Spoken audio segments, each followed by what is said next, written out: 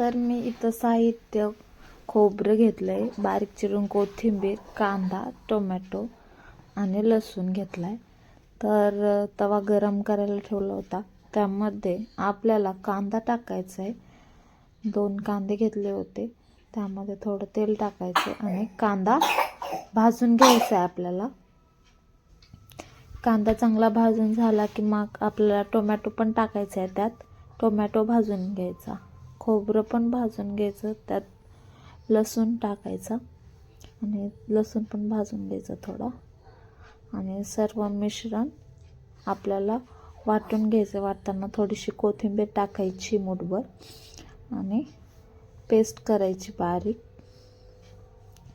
इथं परत मध्ये बेसन पीठ घेतलं आहे आणि त्यामध्ये जिरे टाकले, हळद टाकली, तिखट टाकले थोडंसं आणि बारीक चिरलेली कोथिंबीर आणि चवीनुसार मीठ सर्व मिक्स करून घ्यायचे आणि थोडं थोडं पाणी टाकून आपल्याला ते पीठ तिंबून घ्यायचे. एकदमच खूप पाणी नाही टाकायचं, पातळ होतं ते. आणि हाताला तेल लावून पूर्ण चांगलं गोळा तयार करून घ्यायचा आहे. तर इथं मळून झालेलं आहे पीठ. इथं मिश्रण पण तयार आहे आपलं. कढई गरम करायला ठेवली.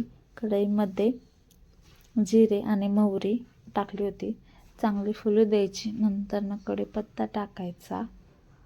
नंतर आपलं तयार वाटण टाकायचं, त्यामध्ये सर्व मिक्स करून घ्यायचं आणि त्यामध्ये आपल्याला लाल तिखट, आपल्याला किती पाहिजे तेवढं तिखट टाकायचं. नंतर धना पावडर टाकली, हळद टाकली आणि कांदा लसूण मसाला सर्व मिक्स करून घ्यायचं आहे आणि तेल सुटेपर्यंत त्याला परतून घ्यायचे चांगलं. तर हे बघा तेल सुटलंय कसं चांगलं. तेल सुटेपर्यंत परतून घेतलंय आणि ते गोळा तयार होता त्याची आपल्याला पोळी लाटायची. आणि इथं मी पोळी लाटून घेतली. त्याला आता उभे आणि आडवे काप मारायचे.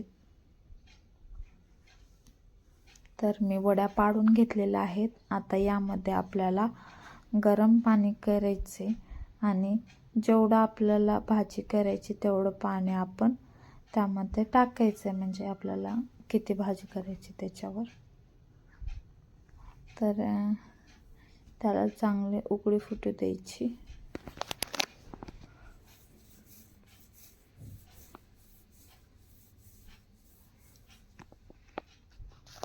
उकळी फुटलेली आहे. आता त्यामध्ये आपण वड्या पाडल्या होत्या ना, त्या वड्या टाकायच्यात आता त्यामध्ये आणि बारीक गॅस करायचा आणि शिजू द्यायचं. मीठ टाकलेलं आहे चवीनुसार. तर इथं आपली 10 मिनिटात भाजी शिजून झालेली आहे. आणि नक्की तुम्ही पण ट्राय करा. घरात काय भाजीला नसेल तर तुम्ही हे ट्राय करू शकता.